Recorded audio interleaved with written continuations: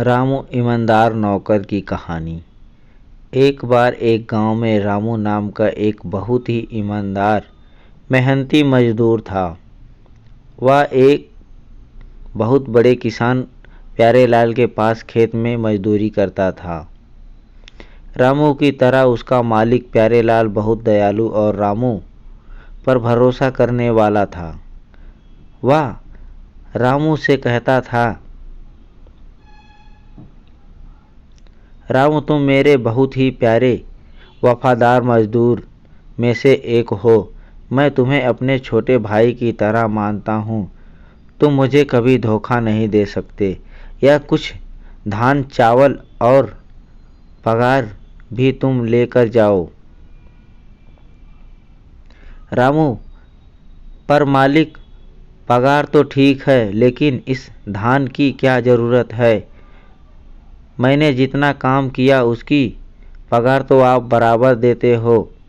मालिक, यह पगार तुम्हारी मेहनत के लिए और यह धान तुम्हारी ईमानदारी के लिए है। रख लो, इसे मना मत करना। रामू, ठीक है मालिक, जैसा आप चाहें। प्यारेलाल का लड़का इंद्रजीत तो अपने पिता से इस व्यवहार से बहुत जलता था। इंद्रजीत, पिताजी, यह क्या आप बिना वजह इन नौकरों को सर पर चढ़ा रहे हो? कुछ ज़रूरत नहीं है इन्हें धान देने की। काम की मजदूरी दे रहे हो, वह कम है क्या? प्यारेलाल, बेटा इंद्रजीत, ऐसा मत कहो। इन्हीं गरीब मजदूरों की वजह से हम सुख में हैं। यदि यह ईमानदार रामू इतने बड़े खेत में मेहनत नहीं करेगा तो हमें भी खाना नहीं मिलेगा। क्या तुम कर पाओगे इतनी मेहनत? नहीं ना, तो फिर इनकी ईमानदारी और चरित्र पर कभी संदेह मत करना। प्यारेलाल वहाँ से चला जाता है और इंद्रजीत बहुत गुस्से में आ जाता है और कहता है, इस रामू को तो अब देखो मैं क्या करता हूँ। दूसरे दिन इंद्रजीत अपने पिता से कहता है, पिताजी, अपने सही कहा, इतने बड़े खेत में काम करना मेरे बस की बात नहीं है। क्यों ना हम मेरे दोस्त मेवालाल को काम पर रख लें, उसे भी काम की ज़रूरत है।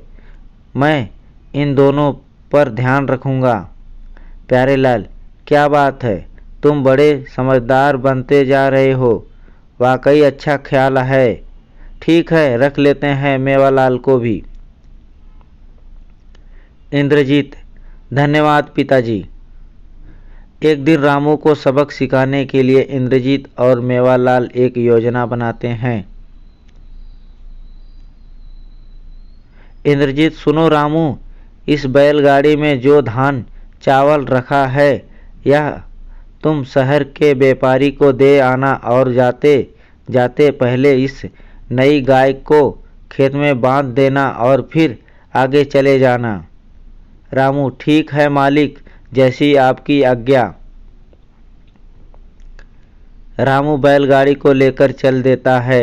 आधे रास्ते में आने के बाद जब वह गाय को खेत में छोड़ने जाता है तो वह गाय उसे जोर से लात मारती है। रामू, हे भगवान, यह क्या हो गया? इस गाय ने तो मेरा चलना मुश्किल कर दिया। अब मैं धान कैसे लेकर जाऊंगा? भगवान, ये क्या है? मेरी बैलगाड़ी कहाँ चली गई? सारा धान चोरी कर ले गया। दूसरे दिन जब रामू धीरे धीरे खेत पर आया तो सामने मेवालाल, इंद्रजीत और प्यारेलाल खड़े थे। इंद्रजीत, देखिए पिताजी, यह कामचोर अब आ रहा है और इसने धान भी चुरा लिया। व्यापारी के पास एक बोरी कम पहुंची है। मैं खुद गिनकर आया हूँ। रामू, नहीं नहीं मालिक, यह गलत है। भला मैं ऐसा क्यों करूँगा? आप जो मुझे देते हैं उसमें मैं खुश हूँ, तो ऐसा क्यों करूँगा? मुझे तो कल गाय ने लात मारी थी, तो मैं खेत में बेहोश पड़ा था। जब आँख खुली तो ध्यान से धान के साथ बैलगाड़ी भी गायब थी। प्यारेलाल, यह तुमने ठीक नहीं किया रामू। इतने पुराने नौकर होकर तुमने ऐसा काम किया। मुझे बहुत दुख हुआ। इसकी सज़ा ज़रूर मिलेगी तुम्हें। यह सुनकर मेवालाल और इंद्रजीत बहुत खुश हुए। प्यारेलाल, बेटा, इंद्रजीत जरा वह लाठी ले आना। पिताजी, अभी लाता हूँ। इंद्रजीत बहुत खुश होता है और लाठी लाकर देता है। प्यारेलाल लाठी लेकर मेवालाल और इंद्रजीत को मारना शुरू कर देता है। इंद्रजीत, मत मारिए, मत मारिए। पिताजी, चोर तो यह है, आप हमें क्यों मार रहे हैं? प्यारेलाल, रामू को अगर चोरी ही करनी थी तो वो काम पर वापस ही क्यों आता? और मेरे पास 2 बैल के अलावा कोई गाय नहीं है, तो वह मारने वाली गाय कहाँ से आई और कहाँ? और रहा सवाल धान की बोरी की, चोरी तो उसे मैंने खुद तुम दोनों को खेत में छुपाते हुए देखा था। प्यारेलाल वापस उन दोनों को पीटना शुरू कर देता है। रामू, मत मारिए, मालिक जाने दीजिए, या फिर से ऐसा नहीं करेंगे। प्यारेलाल, देखी उसकी ईमानदारी। तुम उसे निकालने का सोच रहे थे और वह तुम्हें बचा रहा है। मेवालाल, यहाँ से भाग जाओ, हमें ऐसे नौकर की ज़रूरत नहीं है। और इंद्रजीत, तुम कल से खेतों में रामू के साथ उसका हाथ बटाओगे, यही तुम्हारी शिक्षा है।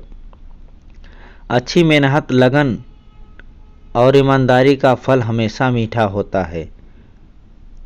अगर इस कहानी से कुछ सीख मिली है तो वीडियो को लाइक, शेयर और चैनल को सब्सक्राइब ज़रूर करें। Thank you. कमेंट में अपनी राय ज़रूर दें।